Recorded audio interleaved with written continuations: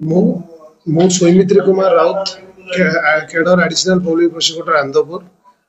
ଆଜି ମାନ୍ୟବର ଅତିରିକ୍ତ ଜିଲ୍ଲା ଓ ଦୌରା ଜଜ୍ ଆନ୍ଦପୁର ଏକ ହତ୍ୟା ମାମଲାର ଶୁଣାଣି କରିଅଛନ୍ତି। ସ୍ପେଶାଲ କେସ୍ ନମ୍ବର 2/11/2019/2003 କେସ୍ର ଶୁଣାଣି କରିଛନ୍ତି। ଯେଉଁ ଘଟଣା ଗତ 17/7/2002 ମସିହାରେ ଆନ୍ଦପୁର ଥାନା ଅନ୍ତର୍ଗତ ପଞ୍ଚଗୋଛିଆ ମଗୁପୁର ଗ୍ରାମରେ ହୋଇଥିଲା। ଏତଲାକାରୀ ମାଧବାନନ୍ଦ ଦଳେଇଙ୍କ 4 ଭାଇଙ୍କୁ ଅତ୍ୟନ୍ତ ନିର୍ମମ ଭାବରେ ମୁଦାଲାମାନେ ହାଣି ହତ୍ୟା କରିଥିଲେ।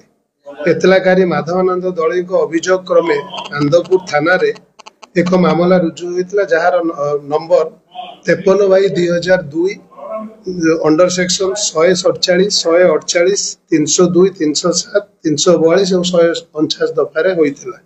ମାନ୍ୟବର ଅଦାଲତ ଆଜି 25 ଜଣ ସାକ୍ଷୀଙ୍କ ବୟାନ ଓ ଦସ୍ତାବେଜକୁ ଆଧାର କରି ମୁଦାଲା ଧନୁଆ ଏଲିଆସ ଧନେଶ୍ୱର ଓଝା ଏବଂ ଦାମ ଏଲିଆସ ଦାମୋଦର ଓଝାଙ୍କୁ 302/139 ଆଇପିସି ଦଫାରେ ଆଜୀବନ କାରାଦଣ୍ଡ କରିବା ସହ 1 ଲକ୍ଷ ଲେଖେ ଜୋରିମାନା କରିଅଛନ୍ତି। ଆଉ ଜୋରିମାନା ଅନାଦାୟରେ ଆଉ 2 ବର୍ଷ ଲେଖେ ସଶ୍ରମ କାରାଦଣ୍ଡ ଶୁଣାଇଛନ୍ତି।